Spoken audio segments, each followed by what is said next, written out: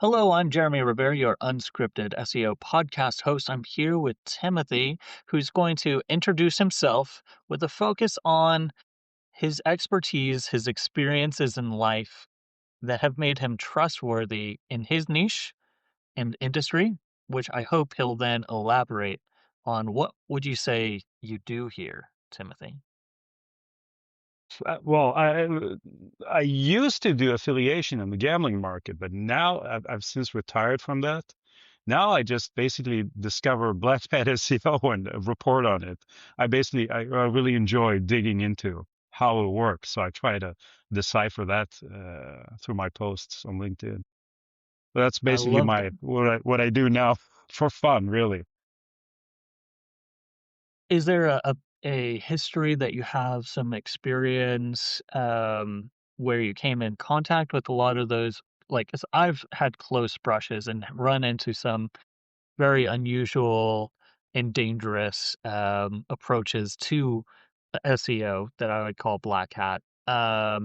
What is it about your previous experience that's, led you to be able to uncover what is black hat and what does that look like now? I know in 2007 when I started, it looked like, oh, 500 pages with white text on a white background. But things are a little more advanced or more sneaky A these bit more days. nefarious, I'd say. No, black hat has definitely evolved. When I started, Black Hat was just hacking websites and putting links or using the old, site counter and injecting it to the Java code. That was really effective back then. So basically, no user could see it, but Google could, and that's what mattered back then. And you could get tons of links that way. I know because I tested it. I built like a site counter, and in that was like links for gambling sites. It was a short experiment. Like I'm not proud of it, but might as well be honest. And it worked magically, until I stopped it because it seemed just unethical, really. But that was Black Hat back then. Today is way different, in my opinion. Way worse. Can you elaborate a little bit more about what nuance or what aspect or angle of modern black hat is so much more dangerous? Okay, so well, what I'm digging into now is basically expired domains, right? Drop domains, I call them. And so, high authority, old domains, somebody didn't renew, they're then repurposed into gambling sites. Now, this shouldn't work, right? But there's a trick to it. And I keep calling it the canonical trick, which literally this is the way a canonical was supposed to be used, according to John Mueller back in 2008. He had like a little blog post that explained how it worked. Basically, you take any old high authority domain. I found for the US sweepstakes market, for instance, Carolina Partners, an old mental health clinic. Uh, and the domain still has somebody bought it or scraped it. Basically, it still has the old mental health PDFs there to build trust. And what they do is they take this domain, then they bombard it with, I mean, spam links that look like something out of 2002. Like it would be bad for 2002. Or today, it's Yeah. horrible. And just related anchors, sweepstakes casinos, best sweepstakes casino, all those keywords, right? To what I think build, topical relevance through links. Because in my opinion, the only thing Google values is the links, right? Because how many times can you write about sweepstakes? How do you know which one is the best sweep? Yeah, it's the same content, right? So what determines the rankings are the links. Oh, what they then do is they canonical it to a fresh domain. I think this time it was like toponlinesweeps.us.com or some subdomain like that. And this lasts for about a week. And then the domain dies. But then you just canonical it again. A domain name costs $10, so it's infinite, an infinite Yeah. loop, and it's in every market I've seen so far. Sweden, Germany, Netherlands, Italy, every market. It's worldwide, from what I can see, um, and it's so effective. I mean, it's absolute spam that's ranking, and since it's everywhere, there's no solution in place, I guess, because if you recall, back when Google announced the site reputation abuse, they also had an expired domain add-on penalty or something for the Yeah. use of. So this is old stuff. This is like 5-6 years, but um, I've only seen it really pop up now because it used to be parasites everywhere, right? You have Yeah. Forbes and whatnot. Now it's drop domains, and it's so effective. And whoever's buying these domains, I mean, I haven't quite figured it out yet, but I'm getting close. I feel like it's some domains work, some do not. Like I've seen 100 examples that do not work, but then Yeah. one will work for whatever reason. I'm not entirely sure why. Either it's roulette or there's something I'm missing. Perhaps if I could throw something out there, you said that it was healthcare. One of the facets I talked to Lyndon Darth NA, Darth Na, on Twitter about the medic update. And we were theorizing that what was the secret metric? What was the thing that they could flip overnight to suddenly, change the results across the board? And the answer that came to both of our minds was distance from seed. That, no matter how good of an article, if, because I consulted with Dr. Josh Axe, in 2014 and told him hire Gannett writers, deep relevant links, cite medical journals so you can overcome that, perception that you're just a chiropractor and you have talented writers. Healthline had on the similar topic just like 3 sentences on a page, and versus, 2,000 words written by, like, a literal scholar referencing 4 different medical journals. I think it was on turmeric was the one that we were looking at. So before Medic, you know, Josh Axe was ranking, and then overnight it flipped, and this 3 sentences about turmeric on the Healthline site was suddenly the bee's knees. That's what was showing, and Dr. Axe's site dropped off. And our theory is that it's distance from that trust source within that vertical. So within health and wellness, obviously, if you can get links from hospitals, there's a higher level of trust within Yes. inherent within that domain. Whereas as good as Dr. Josh Axe's content, he couldn't get medical links because of the nature of his business, supplements and, chiropractic, while widely believed in, is not mainstream medical practice. So he wasn't getting links like Healthline was, and it flipped overnight. So it couldn't be, it had to be something that was like a mainline signal.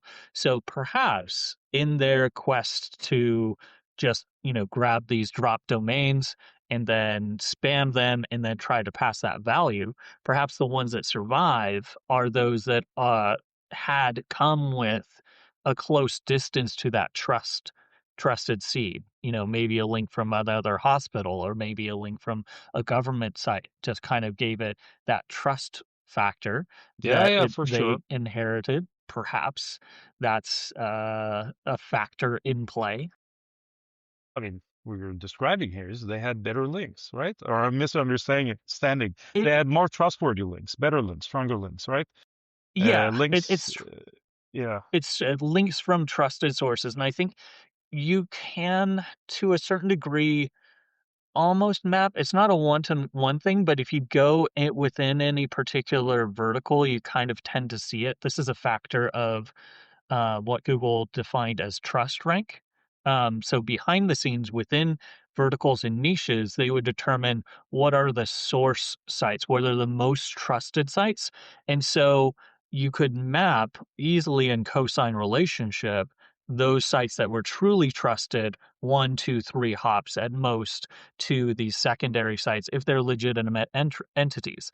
Like if you're you know delivering concrete walls, you have a certain certification, and you have industry licenses. And so any site that doesn't have a connection to those license sites, either through 1 or 2 hops, lacks that signal. But if you're closer to it, then you get that signal. So it's just it's not just, it's quality link, but not quantitative, it's qualitative based off of links from a specific subset or type of site that's been already been determined as an authority. Yeah, I mean, it could be, but where I get confused is where I see other sites that do work, or drop domains that are even more powerful than this Carolina Partners. That's also in like healthcare, or it's an aid site that don't work. Now, I don't assume to know Google's algorithm, in detail of how it finds a link trustworthy, but it would seem to me that an aid site with links from, everywhere, that was a legitimate AIDS site, should rank, but it doesn't. Like, for instance, just the other day I found in Sweden, or it was like 2 weeks ago, an old UV armband detector thing. That was an old store for an UV armband, and it absolutely dominated Sweden with the new gambling canonical, right? But the links weren't that impressive, so I don't understand what I'm missing here. Because links should be it, right? The trustworthy links. But then I see so many examples where it just doesn't work, and it's the exact same method. Spam it up, canonical. So it's really interesting. Now, if I hadn't seen all those examples, I would totally agree with you. It has to be those impossible to get links for a gambling site. But getting so many mixed signals here with the drop domains I check. That I can't give a definitive answer on them. I even saw Tori Spelling's old site was bought and turned into a crypto casino portal, but that doesn't rank. So it's all it has a monster backlink profile, if you've ever checked it. That's crazy. Yeah, anything, and they'll snipe anything. Anything for rankings, right? So I have seen around the edges, kind of gray hat or, legitimate people that are trying to get links from expired domains and then stand them up and create a true current topical hub out of it. I've seen that strategy where, they'll acquire a site in a vertical like home repair, and then they'll, you know, restore the content, but then transform it into a home repair uh, kind of PBN style site where it has, at least relevant content, and then use that to link out That's more with a very more old school sustainable SEO. method. That's really old school SEO. I used to do that too. I snapped everything and I restored the sites and just to build links, right? I must have snapped 2,000 domains, easy, uh, back then. But then it stopped working, right? Because there was a referee, and this is the big problem here. There's no referee. Google used to have a huge anti-spam team, so they would stop this like very quickly. Now it takes years and years when they're trying to automate it, I think. Um, Do you think all of the attention's just gone over to AI, AI, to yeah. the AI overviews? And is that I haven't yet seen a highly publicized case of abuse of the AI overview succeeding. Um, have you seen any successes in that space or No, but I haven't checked. I live in Europe. We don't have that many AI overlays, and when we do, you know it's for questions, right? It's not like a high intent your money or your life keyword, and it's especially not prevalent in gambling where I checked. I mean, I see or hardly any overlays at all. No, I think actually ChatGPT is who ruined it for everyone with this black hat stuff, because as soon as ChatGPT launched, Google had a competitor, a huge one, who was taking market share, and they, I think, flipped out about it, and now they had to really get their AI going because they were like market leaders in AI, but they weren't ready yet, and then ChatGPT launches, and this is when everything collapses, in my opinion. This is when Parasite starts because now they're automating it, right? The entire anti-spam team is just gone, I guess. or relocated, and all the resources is going for this AI stuff, which, arguably they're doing really well with their AI. At least when I compare it to ChatGPT, I think it's equally good or better. Do you think the implementation of HCU is related to it? As in, they thought, oh, hey, we've got an anti-programmatic SEO tool now on the spam team, and we can just rely on machine learning to identify these patterns. And, like HCU was the reintroduction of Panda, right? Panda slash Penguin, there's argument over whether it uses link signals or is actually grading how helpful your content is. I tend more towards it's probably a hybrid of using mostly link signals along with some content signals to actually penalize based off of a lack of brand entity. Uh, I mean, it's a good question. I don't think, I was never hit by HCU, but again, I was doing gambling back then, right? There's only so many ways you can write about a slot machine. So I wasn't affected by it in that sense. But, of course, I've read about it and how many sites it affected. I think the only positive thing out of HCU was killing those recipe sites, where you get the entire bloody life story and then you get the Yeah. recipe. Just give me the recipe first. I don't want to read that. Right? It was all for SEO. So that's the only, I guess, positive thing about it, in my opinion. But yeah, I think it's algorithmic now. They're trying to at least, but failing miserably, in my opinion, when it I comes think to it's combating spam.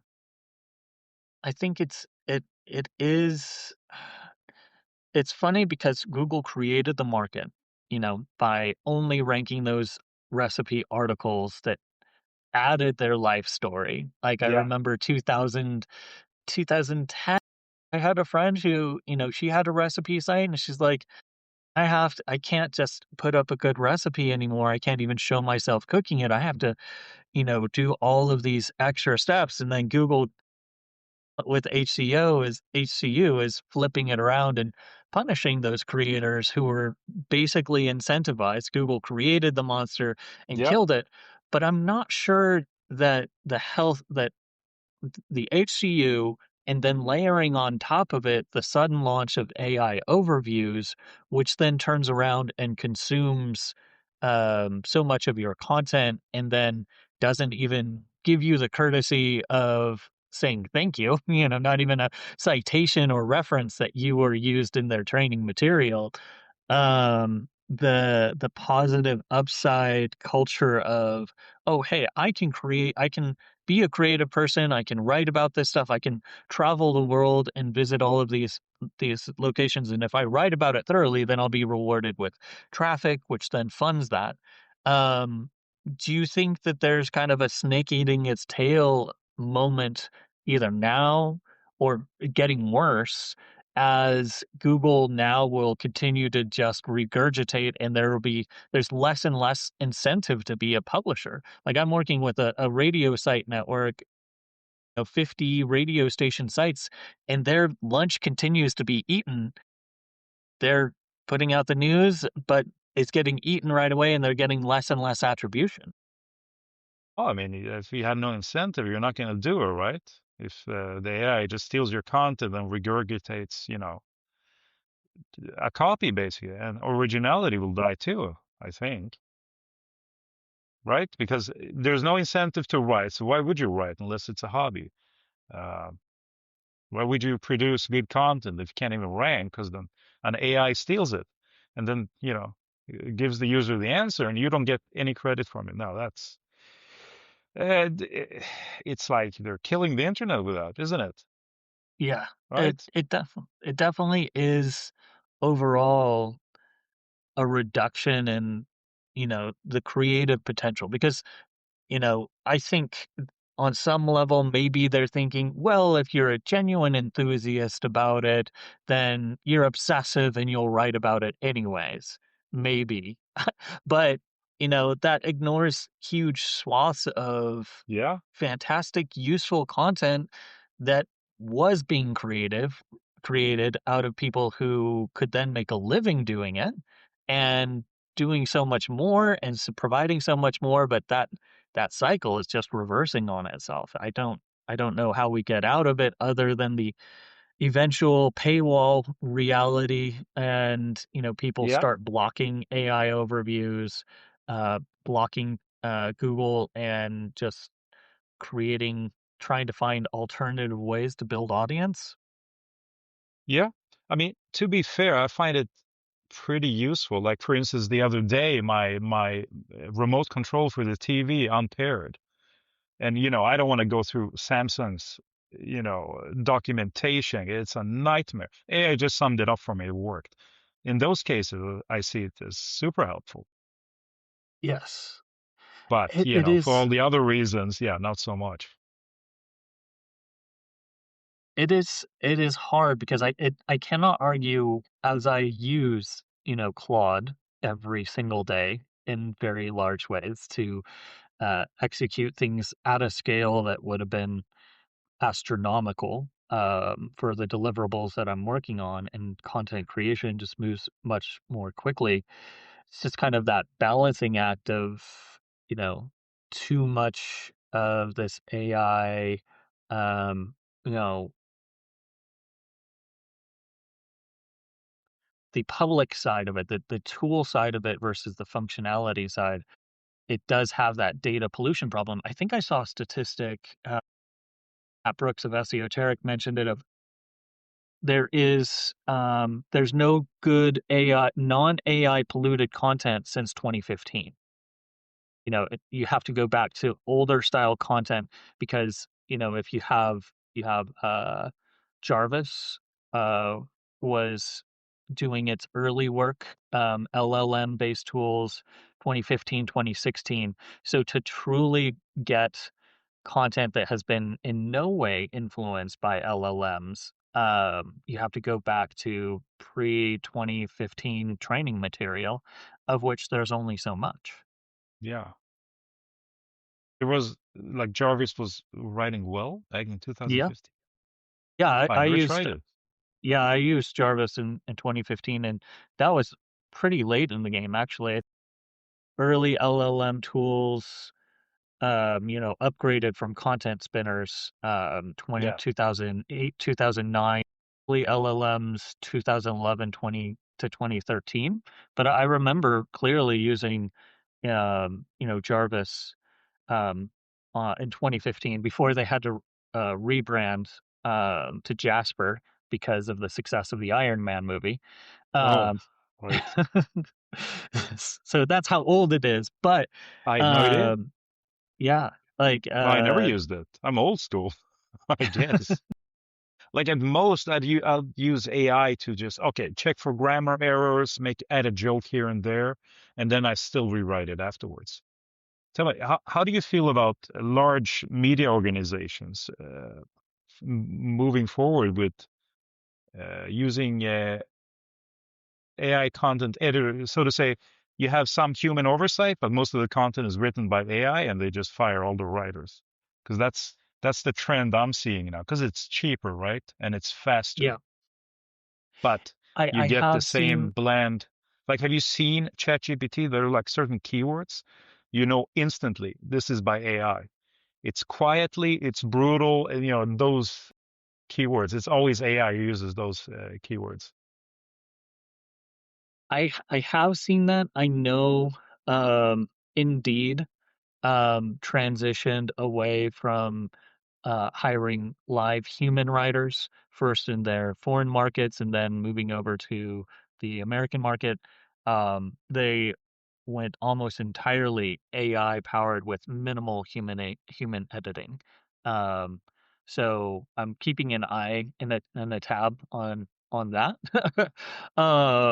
And I know of several other large organizations, some of which have already started crashing. I know I was keeping tabs on some of the big programmatic SEO bros, 2 years ago, who went all in on replacing any content creation with just creating mass content through ChatGPT with almost no editorship. It does seem, at least in the past 3 months, there seems to be uh, updates from Google where they're starting to slap some more things down for mass AI content strategies. Lily Ray is always a good go-to to keep your fingers on the pulse for that. I think there was an unnamed update 2 or 3 weeks ago that seems to have hit a number of sites, that were just, AI slop, we could call it. Were those algorithmic hits or manual? They appear to be algorithmic hits, but it's That's good. it's harder to it you know, it is hard to say if they went in at the same time and hit.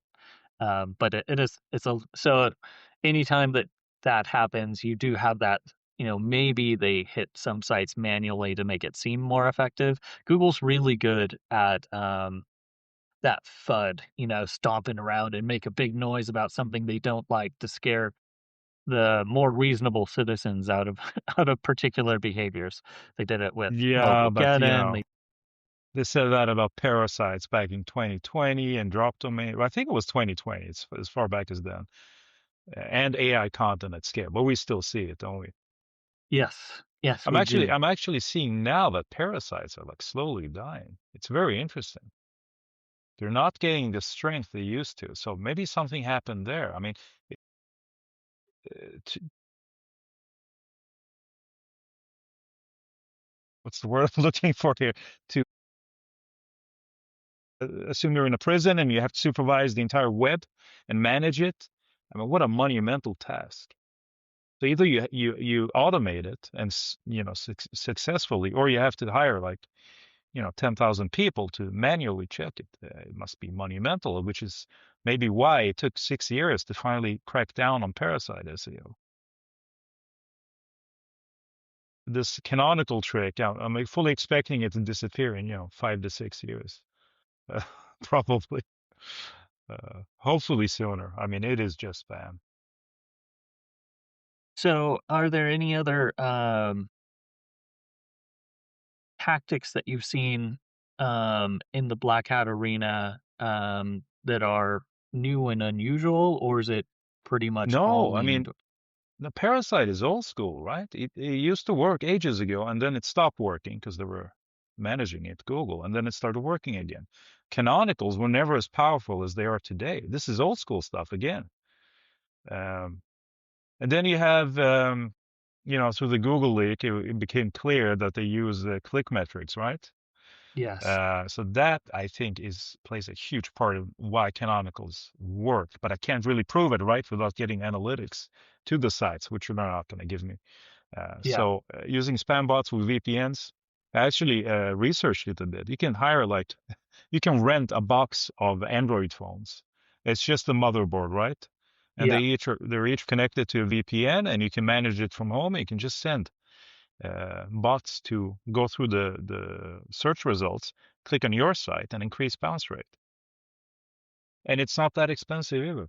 It, So I had seen that and had a friend who was curious about its long-term efficacy. I saw some posts on a local forum of a couple guys that went hard on it and got burned. So I think there's probably a ceiling of, yeah, there is. Yeah. because if you suddenly drop off that level of clicks, then that seems to trigger. So then you're invested in always having a minimum of fake bot traffic. Um, so you gotta keep up appearances. So at some point, that's going to turn on your natural business. Yeah, I mean, what you're basically doing is you're faking branding, right? Yeah.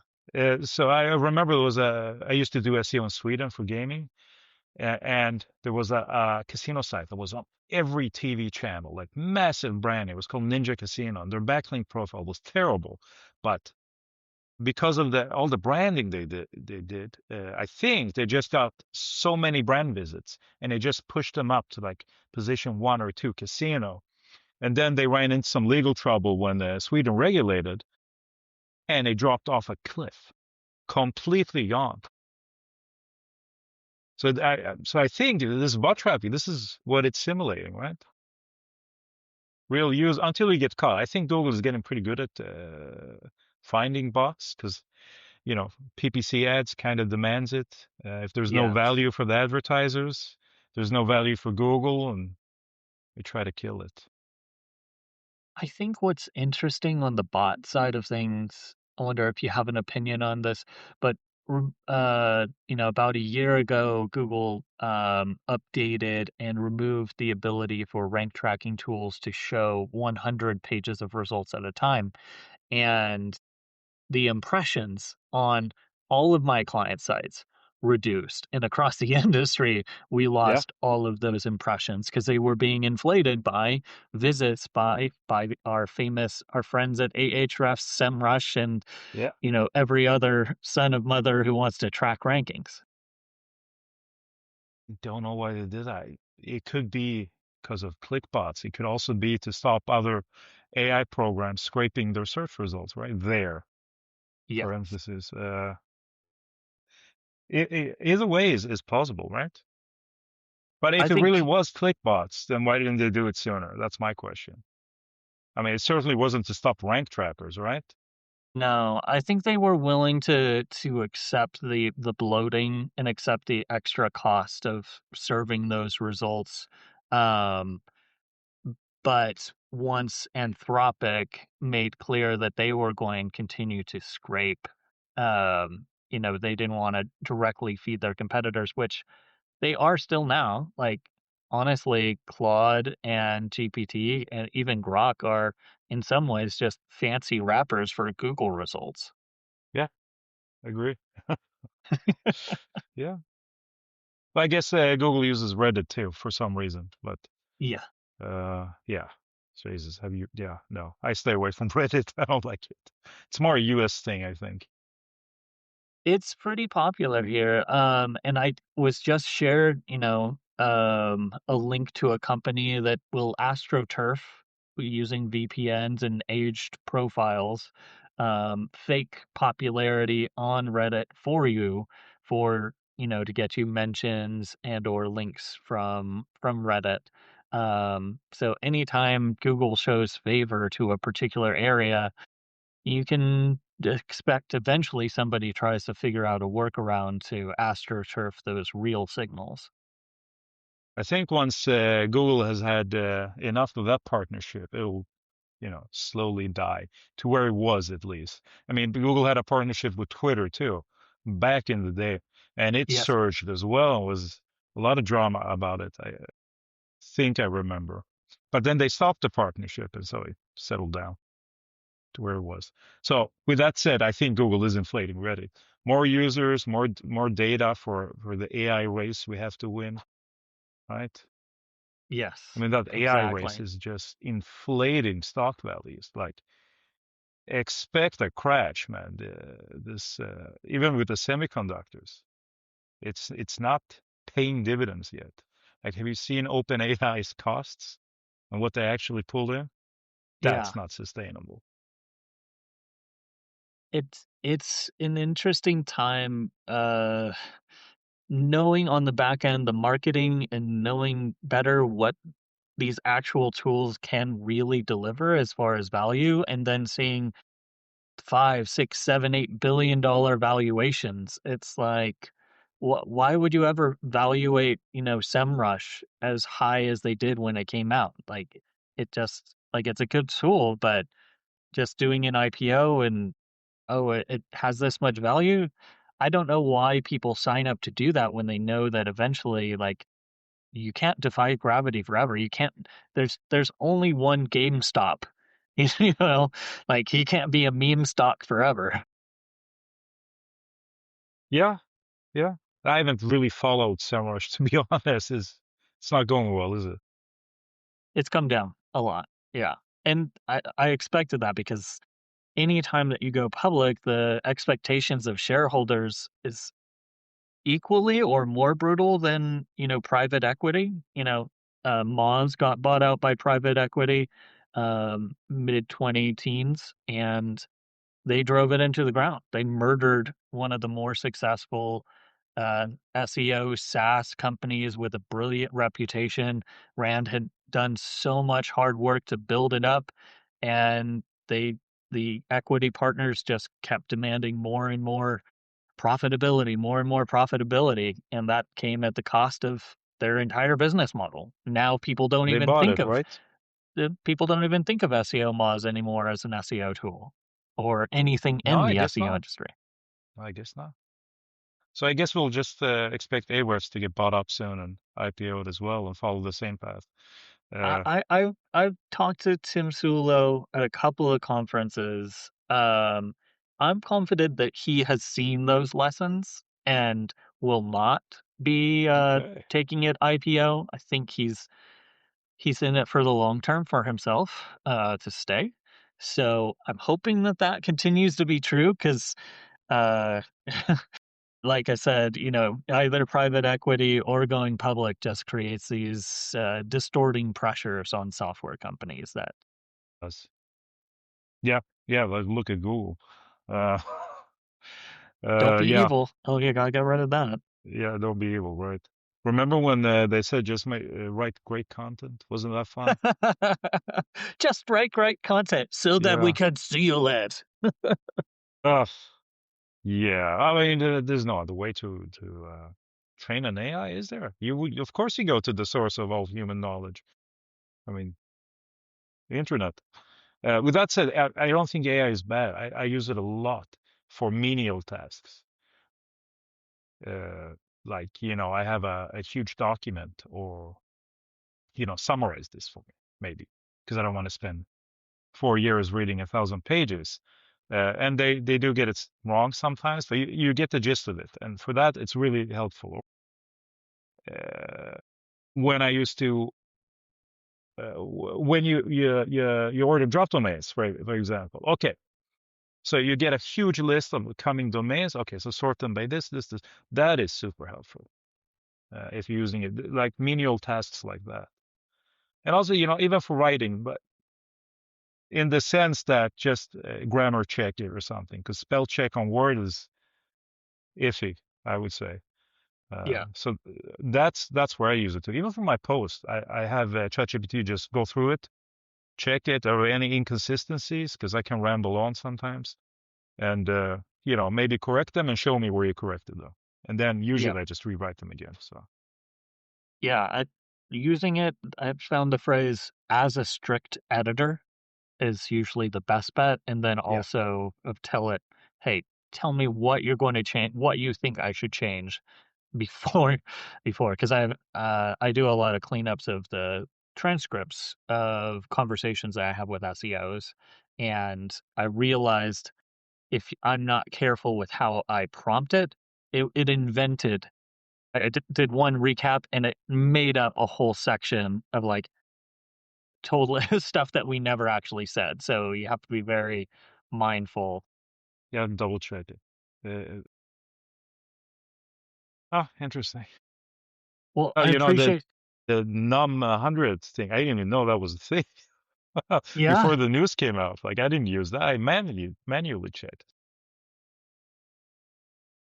Well, And if I you're not top appreciate the 10, you're time. And nowhere anyway. So yeah, so that was always the interesting thing about rank tracking because I worked at Raven Tools, competitor to Moz, and so I was in on the negotiations with several different data vendors providing rank tracking data, and the scale at which they were sending bots to Google was always mind blowing to me as I'm purchasing this data and paying them, you know, negotiating over, 0.0007 cents for each tracked keyword, for each search engine.